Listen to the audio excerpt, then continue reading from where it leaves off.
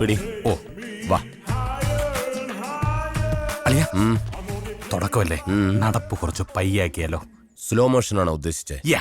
എന്നാ വാ, എല്ലാം ഒന്നേനെ. പെട്ടി ഇങ്ങോട്ട് എടുക്ക്. സ്ലോ മോഷൻ അല്ലേ? ഓ. പെട്ടി മിസ്സാവരുത്. പിടിച്ചോ. നെഞ്ചും കൂടെ പൊളിഞ്ഞാൽ വാടാ.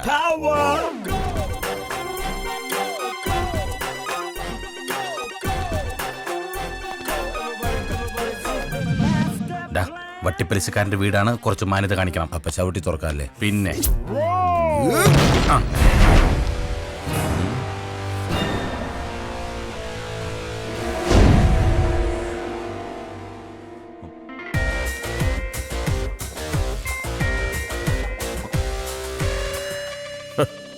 ഇങ്ങനെ ഒരു വരവ് നീ ഒരിക്കലും പ്രതീക്ഷിച്ചില്ല അല്ലേ? ഒരാണും പെണ്ണും സംസാരിക്കുന്നതിനിടയ്ക്ക് കയറി ഡോയ് കൂയിന്നൊന്നും ഒച്ചുണ്ടാക്കരുത്. Boss continue. Thank you. ഞാൻ നിനക്ക് കാശ് തരാനുണ്ടെന്ന് കരുതി എന്റെ ഓഫീസിൽ കയറി എന്ത് തോന്നിവാസവും കാണിക്കും അല്ലടാ? അല്ല സുധീന്ദ്ര, ഏത് പോലീസുകാരനും ഒരു അബദ്ധം പറ്റത്തില്ലേ? വട്ടിപ്പലിശക്കാരനൊക്കെ എന്ന് മുതലാടാ പോലീസുകാരനായത്? ഞാനൊരു ഉപമ പറഞ്ഞല്ലേ? ഉപമ പറയാൻ നീ ആരടാ? എഴുത്തച്ഛന്റെ ചെറുമോൻ. മലയാളം പോലും വായിക്കാൻ അറിയാത്ത നിന്റെ വീട്ടിലെ ഇംഗ്ലീഷ് മാഗസിൻ, അവന്റെ മാഗസിൻ. ഗോപാലകൃഷ്ണ, ഓപ്പൺ ദ പണപ്പെട്ടി. ഓ, പണം സുധീന്ദ്രന് പുല്ലാടാ. ഇനി എന്റെ കൺമുന്നിൽ നിന്നെ കണ്ടാൽ നിന്റെ മുട്ടുകാല് ഞാൻ തല്ലി ഓടിക്കും കേട്ടോടാ. പൊന്നെ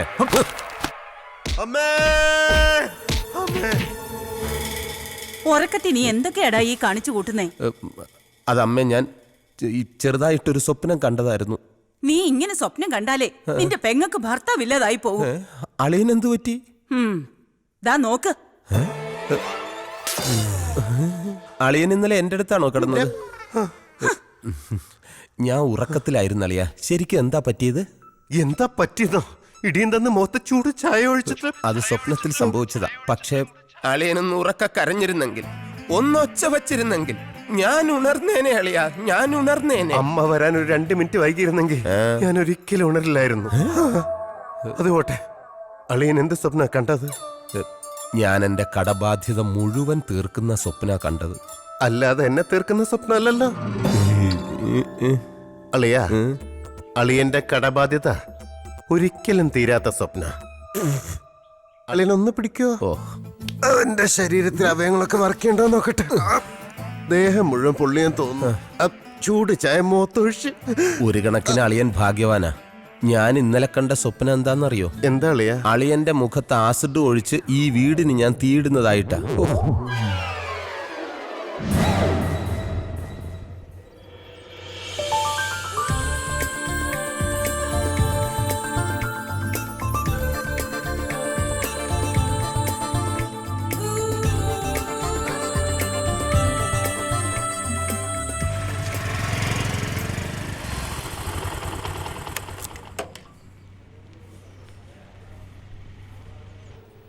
ഹലോ, മാളു എവിടെ? ആ, ഡ്യൂട്ടി കഴിഞ്ഞു. ഡ്രസ്സിംഗ് റൂമിലുണ്ടാവും. Thank you. Dressing room.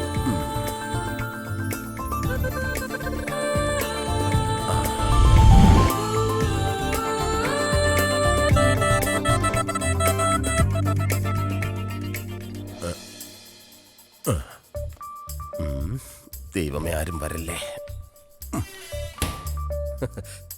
Malu ചക്കരക്കുട്ടി. അയ്യോ സോറി, മാളു വന്ന് കരുതിയിട്ടാ. ഇങ്ങനെയുണ്ടോ സ്ത്രീകള്?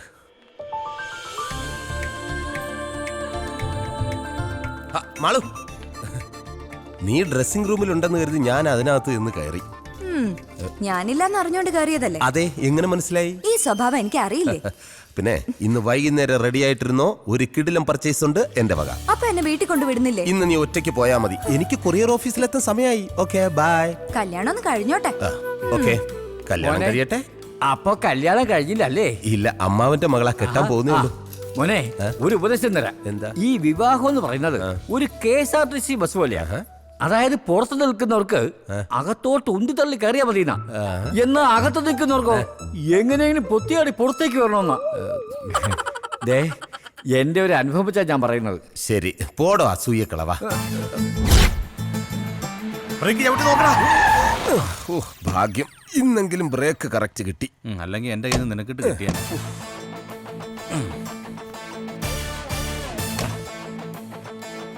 Good morning. Good morning. വെറുതെ നിൽക്കുവാണോ? അതെ, ഒരു ലോഡ് പാഴ്സൽ വണ്ടിയിലുണ്ട്, എല്ലാം എടുത്ത് ഇവിടെ വെച്ചേക്ക്. ശരി. വാ, സൂക്ഷിച്ചെടുക്കണടാ. ശരി. വെറുതെ അങ്ങോട്ടും ഇങ്ങോട്ടും നടക്കുക. Good morning, sir. Good morning. Good morning Jency. ഇതൊക്കെയാണ് വിശേഷങ്ങൾ. അതെ, പഞ്ചാര അടിച്ചുകൊണ്ട് നിൽക്കാതെ ഈ പാഴ്സൽ എല്ലാം പെട്ടെന്ന് സോർട്ട് ചെയ്യാൻ നോക്കാം. ശരി സാർ. ശരി. ജിൻസിക്ക് വല്ല കാര്യമുണ്ടോ അവനൊക്കെ സാറേ സാറെന്നൊക്കെ വിളിക്കാൻ? പിന്നെ ഹണിമൂണൊക്കെ കഴിഞ്ഞിട്ട് എങ്ങനെയുണ്ട്? ആ കുഴപ്പമില്ലായിരുന്നു. വല്ല സംശയം ഉണ്ടായ നമ്മളോടൊക്കെ ചോദിക്കണേ. അതെ ചേട്ടാ, ഒരു കാര്യം ചോദിച്ചാ ആരോടെങ്കിലും പറയൂ? ആരോടും പറയില്ല, ചോദിച്ചോ. 2 വർഷം കഴിഞ്ഞ് കുട്ടികൾ മതിയെന്ന ഞങ്ങളുടെ തീരുമാനം. അതിനെന്താ ചെയ്യണ്ടേ? ഒന്നും ചെയ്യാണ്ടിരിക്കുക, ഏ? അതേ ഉള്ളൊരു വഴി. എന്നാലും പറയേ. എന്നൊന്നും പറഞ്ഞിട്ട് കാര്യമില്ല. എന്താ ഇത്ര അത്യാവശ്യം? എന്തെങ്കിലും പറ്റിക്കഴിഞ്ഞ നിന്റെ ചേട്ടനാ. എന്താ ഏട്ടാ? അയ്യോ, എപ്പോഴായിരുന്നു? ബോധം വീണോ? എന്താടാ? കരയല്ല ചേട്ടാ ഇങ്ങനെ. ചേട്ടാ സമാധാനിക്ക്. ഇതൊക്കെ എല്ലാവരും ജീവിതത്തിൽ ഉണ്ടാവുന്നല്ലേ ചേട്ടാ. ഞാൻ വരാം, പിന്നെ വരാം. ചേട്ടൻ വെച്ച് കരയല്ലേ? എന്താ പ്രശ്നം? ചേട്ടന്റെ ഭാര്യ പ്രസവിച്ച് പെൺകുഞ്ഞാന്ന്. ഒരു പെൺകുഞ്ഞ് ജനിച്ചതിനാണോ നിനക്ക് നിന്റെ ചേട്ടനും ഇത്രയും ടെൻഷൻ? എടാ, പെൺകുഞ്ഞെന്ന് പറഞ്ഞാൽ വീടിന്റെ വിളക്കാണ്, അതറിയോ? ഇപ്പൊ തന്നെ 6 വിളക്കുണ്ട് വീട്ടില്. ഇതിനെല്ലാം കൂടെ എണ്ണ ഒഴിക്കാനുള്ള കാശ് നീ തരുവാടാ? കഴിഞ്ഞ മാസം ശമ്പളം ഇങ്ങനെ നീ തന്നെടാ. നീ സമാധാനപ്പെടും. പാചകം അടിക്കാൻ വേണ്ടി എല്ലാത്തിനും നല്ല മിടുക്കാണ്. കൊച്ചേ, കവർ വല്ലതും ഉണ്ടെങ്കിൽ അന്നേ. വിളക്കാണ് പോലും.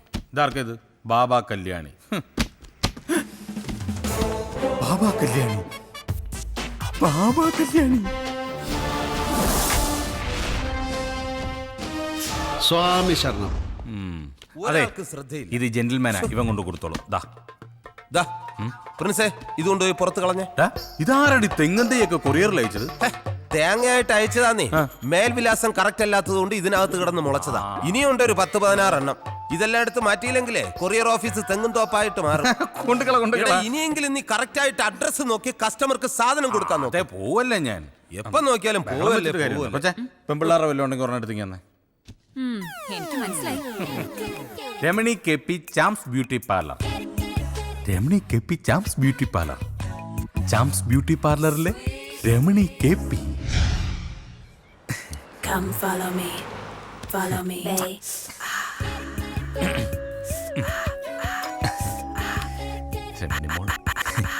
Come follow me, follow me. ആരാ? ഞാൻ കൊറിയന്നാ. കണ്ടിട്ട് ആഫ്രിക്കയിൽ നിന്നാണെന്ന് കരുതി. കൊറിയല്ല, കൊറിയർ സർവീസ് കേട്ടിട്ടില്ലേ? Super fast courier. ഒരു കവർ ഉണ്ടായിരുന്നു. ഇനി തന്നേക്കാം. സാറിനല്ല, പിന്നെ മാഡത്തിനാ. മേഡമോ? ആ, രമണി മാഡത്തിന്. രമണി മേഡമല്ല, മാന ഈ ഞാൻ. അയ്യേ, അതെങ്ങനാ ശരിയാവുന്നത്? രമണി എന്ന് പറയുന്നത് സ്ത്രീയല്ലേ? എടോ, എന്റെ മുഴുവൻ പേര് രമണീദാസൻ നായർ. എന്റെ ജ്യേഷ്ഠന്റെ പേര് ഗൗരീദാസൻ നായർ. എന്റെ അനുജന്റെ പേര് ശോഭനദാസൻ നായർ. ആ ഐശ്വര്യ റായ് സാറിന്റെ സഹോദരി ആവാതിരുന്നു ഭാഗ്യം. അതെന്താ? അല്ലെങ്കിൽ സാറിന്റെ അച്ഛൻ ആ സുന്ദരി കൊച്ചിന് ഭാർഗവൻ പിള്ള എന്ന് പേരിട്ടാനെ. ഒരാള് വന്നിരിക്കുന്നത്. ഒപ്പ് വേണ്ട. ഒറ്റ ഒപ്പിയുണ്ടല്ലോ. രമണി ചാച്ചൻ ഞായിരിക്കും.